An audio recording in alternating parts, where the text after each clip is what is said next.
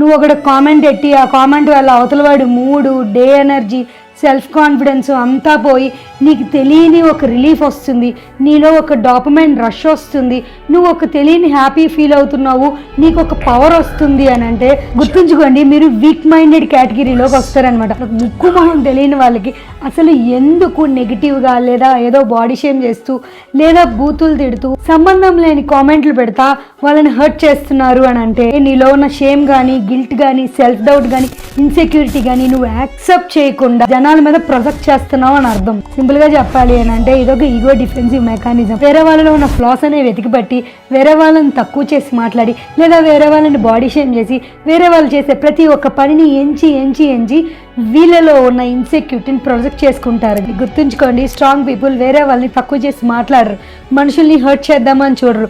Floss ఉంటే ఫ్లాస్ని address చేసుకుని దాని నుంచి బయటకు వద్దామని చూస్తారు. మిమ్మల్ని ఎవరైనా తక్కువ చేసి మాట్లాడినా నెగిటివ్గా మాట్లాడినా మీలో ఉన్న సెల్ఫ్ కాన్ఫిడెన్స్ని దెబ్బతినేలా మీ డే ఎనర్జీని పోయేలా చేసినా వాళ్ళు వీక్ పీపుల్ అని వాళ్ళ ఇన్సెక్యూరిటీస్ వాళ్ళు అడ్రస్ చేసుకోలేదని దే నీడ్ టైం అని.